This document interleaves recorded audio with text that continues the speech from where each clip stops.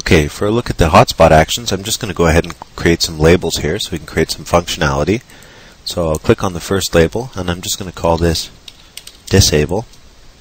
I'll press OK. I'm going to bring that over here and press Control D to duplicate this a few times. We'll go ahead and change some of these labels. So I'm going to change this one to say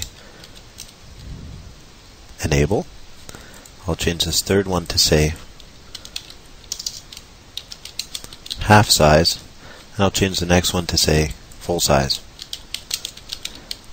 Okay, so I'll just go ahead and align these and distribute them just for neatness. And now we can add our actions. So I'll double click on the disable button here, or label object if you like, and I'll go into the actions panel in the on click tab and click on the add action button.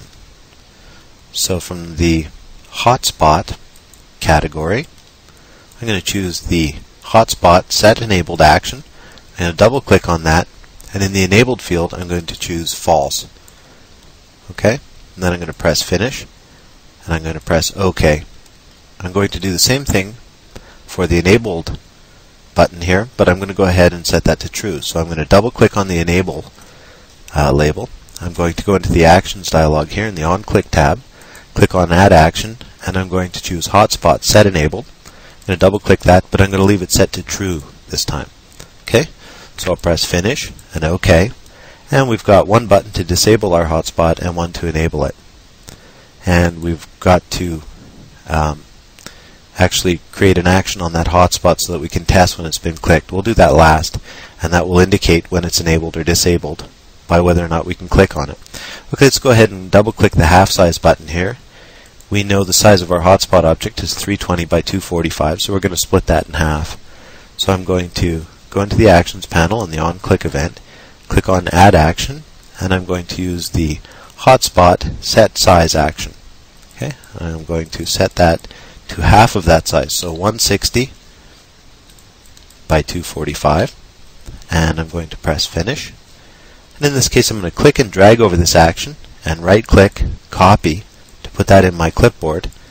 Then I'll press OK, and now I can double click on the full size label, and in the actions dialog here I can just go ahead and paste that into the on click tab by right clicking and pasting. Now I'll just set this number back to the full size number of 320, and we're done. I'm going to go ahead and press OK, and all we have to do is add a test action to this hotspot here so we know when someone's clicked on it. And that's going to be a dialog message, and actually I've gone ahead and added that in advance, but I'll just show you what I did. I've added in the on click event a dialog message action with just a little message here where it says click, yep, so we know when someone's clicked on that hotspot object. So I'm going to press OK, and we'll go ahead and preview our project. Press F5 to preview. Okay, and we'll go ahead and click on our hotspot, and you see we get our dialog message. Now I'm going to press OK, and I'm going to disable our hotspot by clicking on this disable button. And I'm going to click over here again. You'll see now we no longer get that dialog message box no matter how many times I click, until I click the enable button to re-enable our hotspot. Now when I click on there, I get the dialog message again. So as you can see, this set enabled action is working here in two ways to disable and enable our hotspot object. So now with our hotspot object enabled, I'm going to go ahead and click on the half size button, and I'm going to click over this purple button. You can see that I don't get the dialog message because the hotspot no longer extends over top of these two buttons here because it's gone down to half size. However, if I come over here and click, I do get the dialog message because the hotspot object still extends over that portion of the images. So the hotspot object is around this big right now.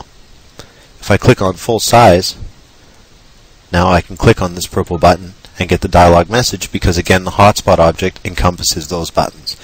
So basically we're toggling this hotspot between being half width and full width by using these two buttons. So that demonstrates the hotspot actions, and they're pretty simple. You can go ahead and fool around with them a bit and you should be able to figure them out almost immediately.